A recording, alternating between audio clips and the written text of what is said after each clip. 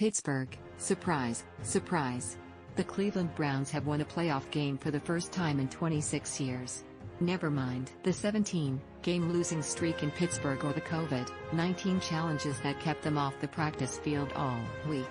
The Browns stunned the Steelers in the biggest upset of Super Wildcard Weekend, 48-37, to advance to an AFC divisional matchup at Kansas City next Sunday. Cleveland, 12-5, stormed to a 28-0 first-quarter lead, then held off a furious Pittsburgh comeback attempt that had the lead trimmed to 12 points at the start of the fourth quarter.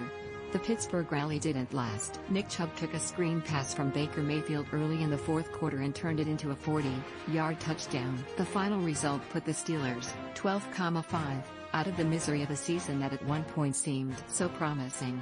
They were the NFL's last unbeaten team at 11-0. Before skidding off the rails over the past 6 weeks. More opinion. Saints, Drew Brees beat Bears but must be better versus Tom Brady, Bucks in NFL divisional round. More opinion.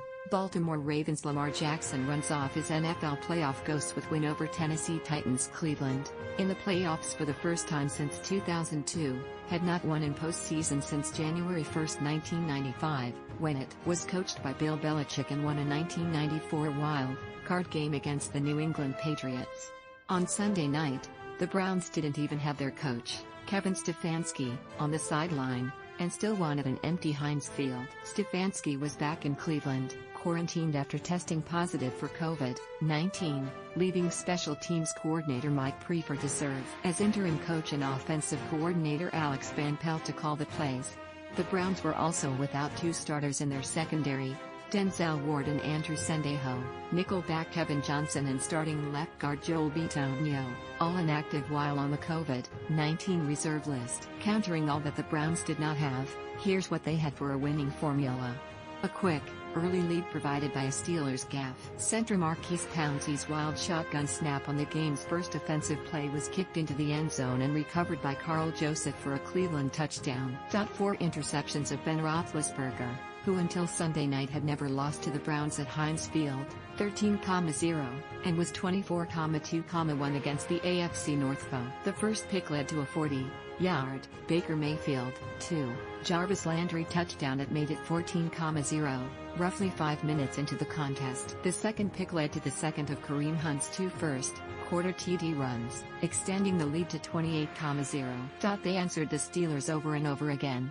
Late in the first half, Cleveland responded to Pittsburgh's first TD with its own TD march. In the fourth quarter, Cleveland regained momentum with Chubb's TD reception after the Steelers produced 2 second-half TD drives. 3 other things we learned from the huge upset at Heinz Field. Juju Smith-Schuster found another way to make a fool of himself. The Steelers receiver ate crow after dismissing the Browns as little more than a nuisance during a media session last week. Here's what he said: "I think they're still the same Browns that I've played every year. I think they're nameless gray faces. They have a couple of good players on their team. But at the end of the day, the Browns is the Browns. I'm just happy we're playing them again. So much for respecting your opponent." You'd think that Smith-Schuster would have learned something about respect after his silly pre-game dance ritual drew such rebuke and embarrassment that he declared in late December that he would scrap the routine. It didn't take long for him to find another form of ignorance. No, Robert Spillane wasn't the answer for Pittsburgh's ailing run defense. The inside linebacker missed the final 4 regular games with a knee injury, during which time the Steelers allowed an average of 144 rushing yards per game, 33 yards higher than their season average. Pittsburgh's number 3 defense finished the regular season ranked 11th against the run, the first time all season that it didn't rank in the top 10. There was hope, however, with Spillane's return. Instead, Spillane was run over by Kareem Hunt on an 11-yard TD run, with Hunt driving Spillane the final 4 yards into the end zone after they collided in the open field. It was hardly all on Spillane as the Steelers' defense generally looked slow, sluggish and disinterested in tackling as Cleveland rushed for 132 yards, averaging 4.7 a pop. The Browns are not the Colts. Or the old Browns. The only Steelers victory in the 6 weeks since the perfect record was extinguished came in Week 16 when they overcame a 24-7 deficit in the third quarter against Indianapolis to claim a 28-24 decision. Well, that was then. Which brings us around to the largest comeback victory in Steelers playoff history. That came with the 2002 wild-card matchup against the Browns. Pittsburgh rallied from a 24-7 third-quarter deficit in that 1-2, winning 36-33 in overtime. That, too, was then.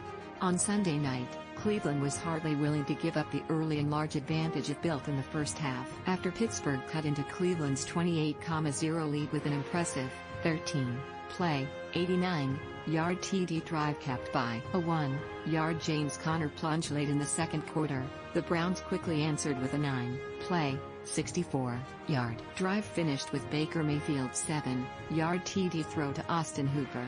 With a potent rushing game, Cleveland was, well, equipped to prevent the disaster of blowing a huge lead.